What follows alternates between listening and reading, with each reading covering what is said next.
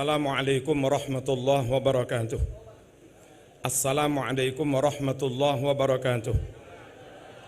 Bismillah, walhamdulillah, wassalatu wassalamu ala rasulillah, Sayyidina Muhammad ibn Abdillah, wa ala alihi wa sahbihi wa mawala, la hawla wa la quwwata illa billah.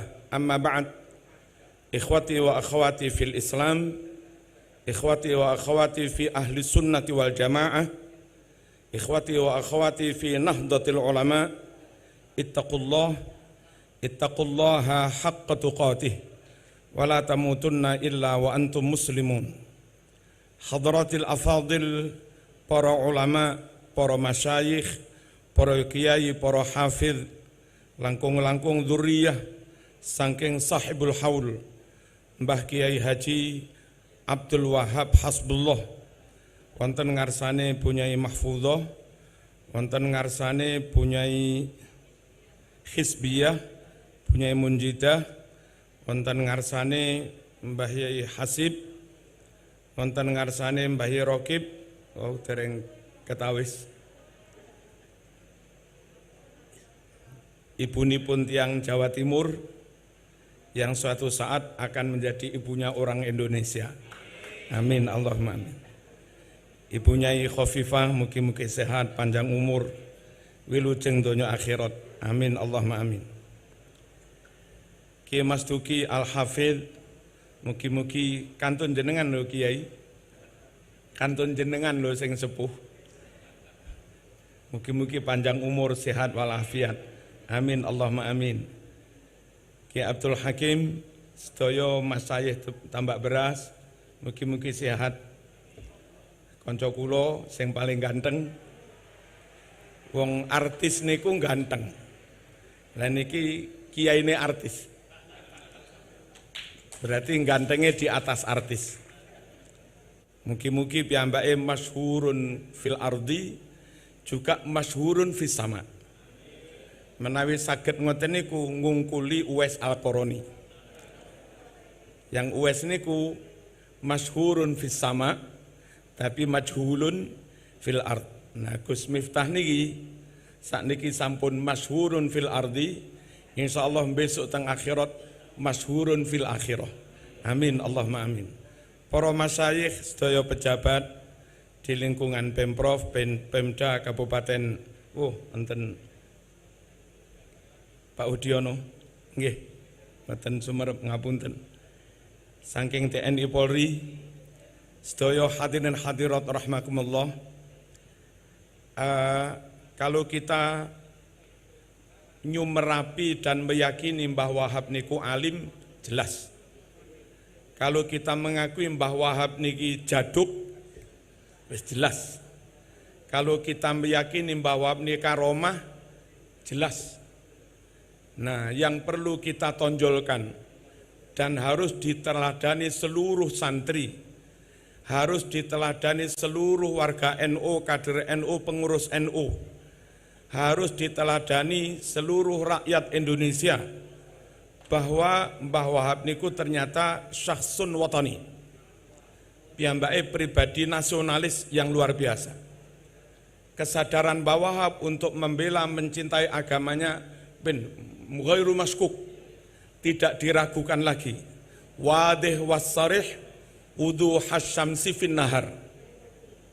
Jelas banget menembah Waya Wahab niku cinta Islam, bela Islam, menjaga Islam, memperjuangkan Islam. Tapi ternyata yang mungkin perlu dikuatkan para rawuh, perlu dikukuhkan, Mbah Wahab niku hubbul watonnya luar biasa. Bagi Mbah Wahab, kalau cinta Rasul itu menyempurnakan iman, maka cinta tanah air juga bagian dari iman. Hubbul waton minal iman. Lafat itu kalaupun redaksinya dari Mbah Hashim, tapi yang mempopulerkan Mbah Wahab lewat lagu Subbanul Waton, Hubbul waton minal iman.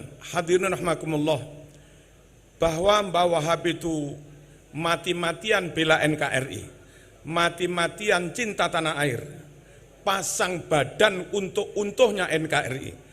NKRI tidak boleh diganti dengan apapun. Diganti dengan negara radikal nggak boleh.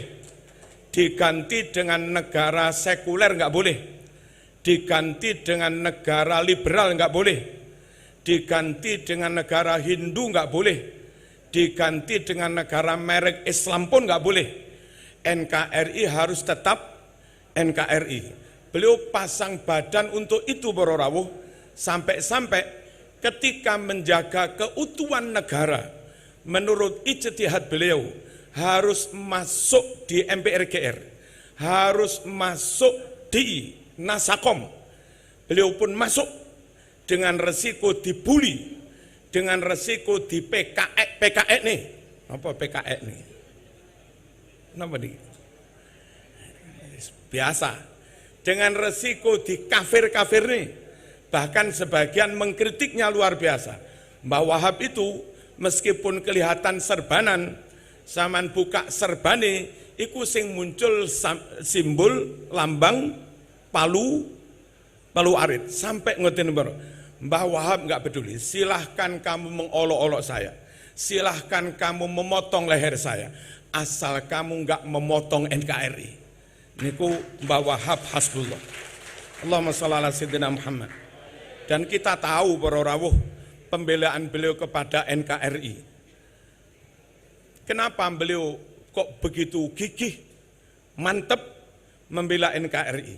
Satu, hadirin rahimakumullah, setahu saya bernegara berbangsa di lingkungan, di situasi yang heterogen, majemuk kayak Indonesia ini, dibuat sistem bernegara kayak NKRI, ini sudah full sunnah Rasul. Kalaupun NKRI menaungi mengayomi semua suku, Nabi mendirikan negara Madinah juga dengan konsep mengayomi menaungi semua suku. Kalau NKRI menaungi mengayomi semua pemeluk agama, negara yang didirikan Kanjeng Nabi, dipimpin Nabi, juga berkonsep menaungi mengayomi semua pemeluk agama. Kalau di sini nyun sewu non muslim dilindungi, di Madinah dulu Yahudi pun juga dilindungi, Kristen juga dilindungi, Sobiin juga dilindungi.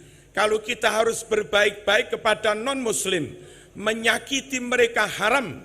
Man adza dzimmiyan faqad adzani. Saya ulangi, man adza dzimmiyan faqad adzani wa man adzani faqad adzallah. Menyakiti, mengganggu non muslim yang sewarga negara dengan kita namanya kafir zimmi. Menyakiti non muslim yang zimmi, mengganggu non muslim yang zimmi, berarti mengganggu saya, kata Nabi. Menyakiti saya, mengganggu saya, berarti mengganggu agamanya Gusti Allah. Hadirin rahimakumullah, ber-NKRI dengan konsep menaungi semua pemeluk agama, 100% sunnah Rasul, ikut Kanjeng Nabi ketika memimpin Madinah, juga dengan konsep komitmen mengayomi semua pemeluk agama. Allahumma shalli ala sayyidina Muhammad. Saya alhamdulillah dipertemukan oleh orang yang nggak perlu saya sebut, ngaji di mantan teroris. Ada sekitar 30 teroris dipertemukan dengan saya ngaji. Pertanyaan pertama mereka kepada saya, Kiai, lo negara ini kan nggak berdasar Quran Sunnah. Kenapa harus dinyatakan sah secara syarak? Kenapa Mbah Hashim berfatwa bela NKRI wajib dalam resolusi jihad? Padahal ini bukan negara Islam, tidak merujuk kepada Quran Sunnah. Kenapa kok dibenarkan, Kiai? Saya jawab pelan-pelan, Mas. Sampean membuka toko, apa harus sampean beri toko diberi nama ini toko syariat? Apa ya begitu? Kan nama toko Artomoro. Apa malah itu? Warung napa? Warung Lemintu. Lek teng Jogja napa bagus? Nama biasa, nama boleh macam-macam lah. Nama apa, warung apa, toko apa. Yang penting kita yang punya toko yang tunggu komitmen jujur, komitmen amanah, komitmen nimbang ngukur beres, komitmen tentang harga dengan kualitas barang juga beres. Kalau janji ditepati, wayah zakat, selaris apapun jam-jam rolas wayah sholat nggih tetep sholat. Kalau itu kita lakukan para rawuh, ditulisi warung Islam atau tidak, yaitu namanya warung Islam. Nah, tentang NKRI yang secara zahir tidak langsung merujuk kepada Quran Sunnah, tapi kiai-kiai membenarkan membela. Sementara kalau menurut sampean ini negara tauhid karena tidak merujuk kepada Quran Sunnah. Saya balik bertanya kepada mereka. Kebetulan mereka hampir 100% dari latar belakang non-NU.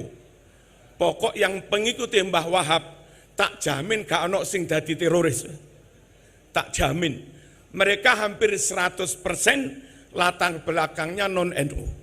Lalu tak jawab begini, Mas, di NU ada pengelolaan organisasi, ada muktamar, ada konferwil, ada konvercap, di Muhammadiyah juga ada, di PKS juga ada, di LDII juga ada, di HTI juga ada. Organisasi-organisasi itu dalam menjalankan roda organisasi termasuk muktamar, pernahkah merujuk kepada ayat Quran? Pernahkah merujuk kepada hadis? Misalnya pilihan ketua Muhammadiyah, muktamar Muhammadiyah. Lalu sebelum pilihan, peserta ini menurut Al-Quran ayat sekian, surat sekian, syarat ketua Muhammadiyah harus sudah berkhidmah 5 tahun. Adakah itu? Menurut pasal segini Quran, kewajiban, kewenangan, dan hak ketua Muhammadiyah ini, kan gak ada. Masa jabatan ketua Muhammadiyah sekian tahun. Adakah itu dalam Quran Sunnah? Tidak ada. NU, Muhammadiyah, PKS atau apapun menjalankan roda organisasi pasti merujuk kepada pasal-pasal yang ada dalam AD/ART. Dan itu menurut sampean boleh. Tidak tauhid, padahal enggak merujuk kepada Quran Sunnah, hanya merujuk kepada AD/ART. Asal jangan ada pasal yang nabrak Al-Quran maupun Sunnah. Karena Kanjeng Nabi dawuh memberikan awar-awar al-muslimuna ala surutihim illa syarton ahalla haraman au harrama halalan. Umat Islam, kata Nabi, dibebaskan berhimpun, lalu untuk mengatur organisasi perhimpunan itu silahkan mereka membuat syarat, membuat kesepakatan pasal-pasal yang mereka sepakati. Asal enggak ada pasal yang menghalalkan barang haram, mengharamkan barang halal. Boleh. Nah, kalau NU Muhammadiyah mengatur organisasi merujuk kepada AD/ART, tidak kepada Quran hadis, itu boleh. Dan tetap iman, tetap Islam, tidak tauhid, tidak kufur. Maka ketika bangsa ini berhimpun, sepakat berhimpun menjadi satu, membentuk, mendirikan suatu negara, lalu mereka mensepakati pasal-pasal, negara ini namanya ini, sepakat, oke. Negara ini lambangnya ini, sepakat, ya. Sila pertama begini, ya. Sila kedua begini, ya. Pasal 27, 26, orang-orang miskin, anak yatim, anak terlantar dijamin oleh negara, ya. Pasal 29, bebas beragama, beribadah menurut keyakinan kepercayaan masing-masing. Pasal 33, asas perekonomian, kekeluargaan, dan yang lain-lain. Ketika bangsa ini sepakat berhimpun mendirikan negara dengan kemajemukannya, lalu mensepakati pasal-pasal itu untuk mengatur mereka bernegara, presiden masa jabatannya ini tentu rujukannya bukan Quran Sunnah, rujukannya ADART. ADART-nya negara namanya undang-undang. Lah kalau NU Muhammadiyah PKS bermuktamar merujuk kepada ADART boleh dan tidak haram, mengapa bangsa ini ketika berdemokrasi memilih kepala negara DPR merujuk kepada ADART yang kita sebut dengan undang-undang, kok sampean kafir-kafirkan? Toh enggak ada satupun pasal yang nabrak Al-Quran maupun Sunnah. Alhamdulillah luluh para rawuh. Mbah Wahab luar biasa. Termasuk peletak dasar kuatnya pilar NKRI itu juga Mbah Wahab itu. Andai Mbah Wahab enggak ngotot masuk dalam MPR/GR, andai Mbah Wahab enggak ngotot masuk dalam kabinet, meskipun maaf namanya Nasakom demi menjaga keutuhan negara, kita enggak tahu ketika itu merah perang karo nyun sewu Islam keras, perang dengan sekuler keras, Islam keras, perang dengan nasionalis keras. Indonesia sudah enggak karu-karan bro. Sing sebelah timur Islam abang, sing sebelah kulon yang enggak karu-karan. Mungkin Bu Khofifah enggak jadi gubernur Jawa Timur. Dengan kutu Fatihah teng Mbah Wahab lho. Niki sampean jadi gubernur Indonesia aman. Niku barokah Mbah Wahab ngotot NKRI harga mati. Allahumma shalli ala sayyidina Muhammad. Mereka bertanya juga hadirin, kalau kita bela wilayah yang mayoritas Islam, iya jelas. Tapi NKRI ini juga berkomitmen menjaga membela wilayah padahal mayoritas non muslim kayak Papua, NTT, Tapanuli, Halmahera, Bali dan seterusnya. Ngapain wilayah-wilayah itu banyak kafirnya harus dijaga, harus dibela? Hadirin, Nabi dawuh, bahkan Al-Quran yang pertama, isbiru wasobiru warobitu wattaqullah warobitu. Napa warobitu? Ribat. Napa ribat murabatoh? Menjaga garis perbatasan. Menjaga garis perbatasan itu syar'i, diperintah Quran warobitu. Nabi dalam berbagai hadis termasuk Bukhari, Muslim, Nabi dawuh, man mata murabiton mata syahidan. Barang siapa mati karena sedang menjaga garis perbatasan, maka dia mati syahid. Mempertahankan wilayah negara, apapun penghuninya, muslim maupun non muslim, syar'i, perintah Quran, perintah hadis sahih. Terus pertanyaannya, kenapa yang mayoritas non muslim kok juga dijaga? Hadirin rahimakumullah, wilayah yang mayoritas muslim kayak Jombang, Tambak Beras, tempat kita sujud kepada Allah, tempat kita tahajud, tempat anak-anak cucu ngaji taat kepada Allah. Sementara wilayah mayoritas non muslim asal menjadi bagian dari kedaulatan kita, itu lahan wahana untuk berdakwah.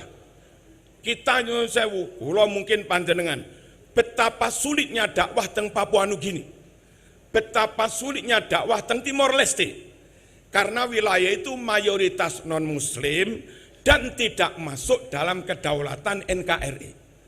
Sebanyak apapun non muslim di Bali, karena masih masuk wilayah NKRI, dakwah itu gampang. Gus Miftah diundang ping piro ae teng Bali.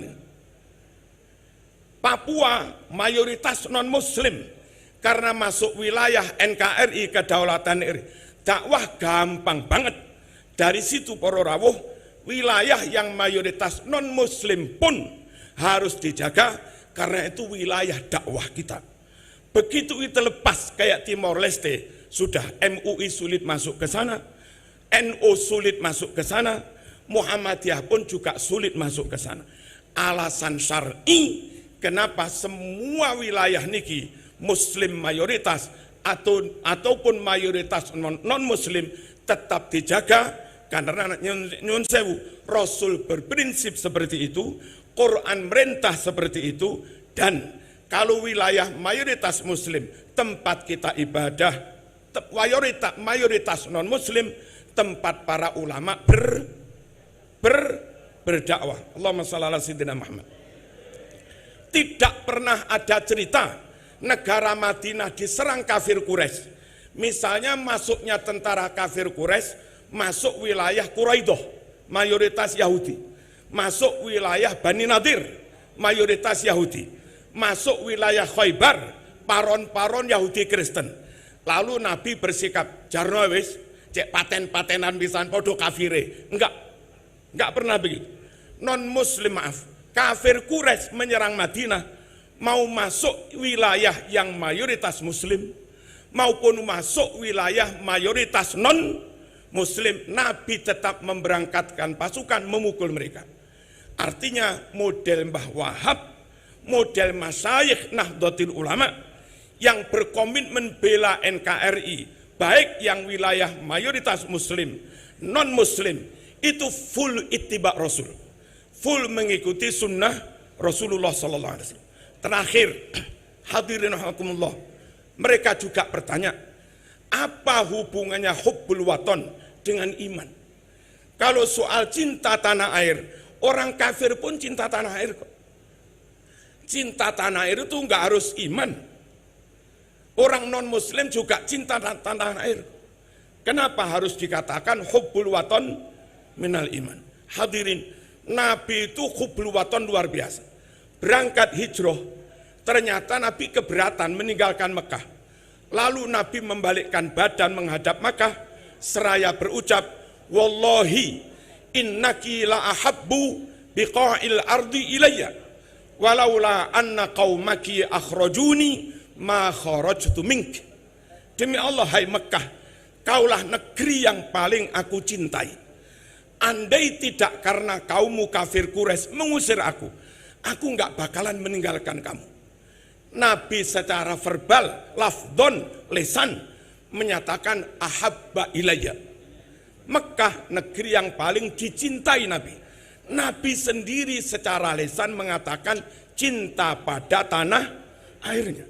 Ketika kita dimotori Mbah Wahab, dimunculkan Mbah Hashim, punya semboyan hubbul waton minal iman.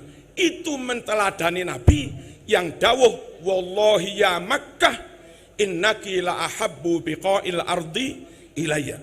Lalu Nabi hijrah di Madinah 16 bulan, dilarang kiblatnya madhep Mekah. Allah memerintahkan kiblatnya madhep Masjidil Aqsa. Ternyata enggak kuat. Nabi putra Mekah dilarang madhep Mekah, dilarang madhep Masjidil Haram. Lalu Nabi karena enggak kuat, anyo onda Allah Subhanahu wa taala. Segud nega pun enggak ngerti sama. Nabi sering memohon kepada Allah Subhanahu wa taala, ya Allah, mohon kau kembalikan kiblatnya menghadap Masjidil Haram. Ya Allah, abu ya Allah, nyoon sobaja kiblatah.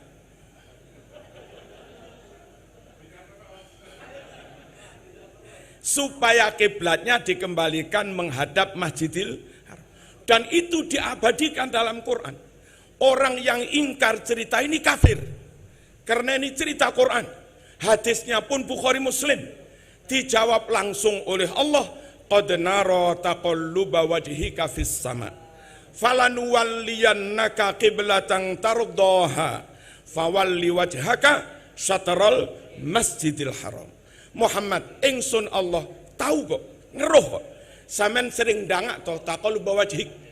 Sering dangak ke langit berdoa minta kiblatnya balik ke Masjidil Haram, kiblat yang kamu cintai, kiblatan tardoha.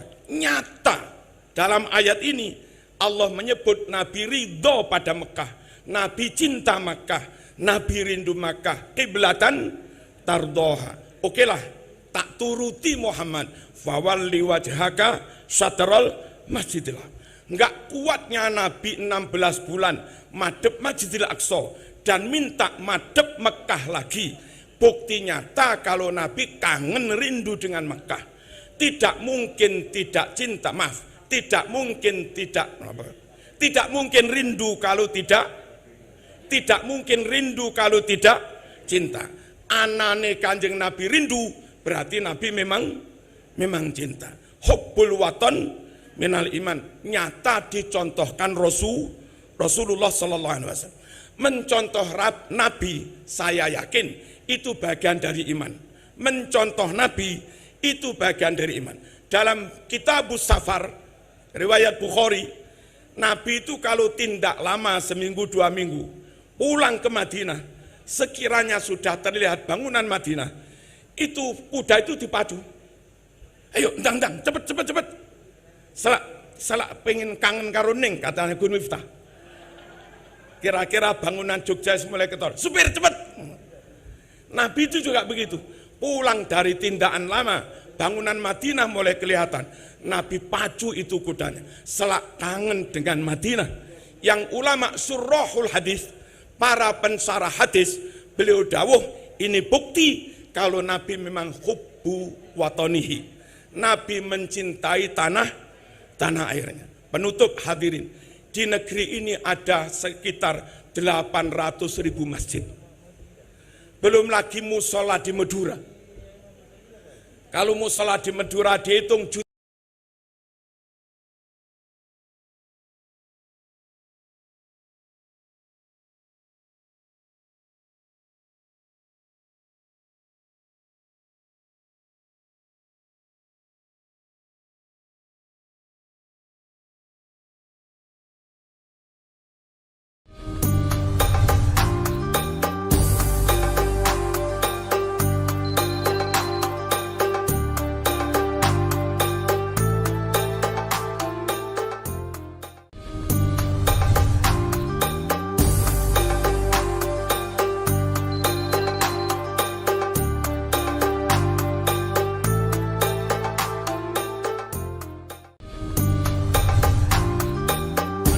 Mas Kumambang, ribuan naskah Bukhari disweping, dirampas, lalu dimusnahkan.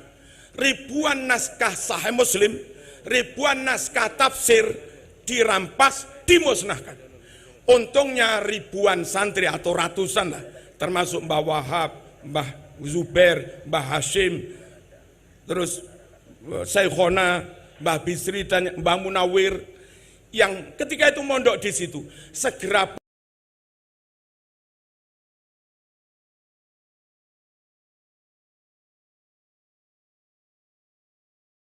pulang ke Indonesia kitab-kitab itu. Jadi panjenengan nyari Sahih Bukhari kira-kira cetakan 200 tahun teng Arab Saudi kangelan. Tapi sama cari Sahih Bukhari Ibnu Katsir umur 100 tahun, 150 tahun, ditambah beras bedeh, didenanyar bedeh. Apa bedeh itu? Wong ini umatnya Bu Khofifat. Negeri ini tempat Allah menyelamatkan ribuan naskah Bukhari Muslim, yang mana kitab itu tidak diselamatkan di daerah lain.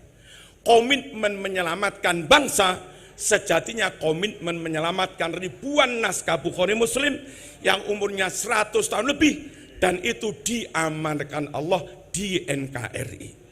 Makanya saya paham gak paham tentang hujah dalilnya bela NKRI, sebagai kader NU saya pegun norok kiai apa pegun ini tetap panggah, saya tetap derek kiai NKRI harga mati. Wassalamualaikum warahmatullahi wabarakatuh.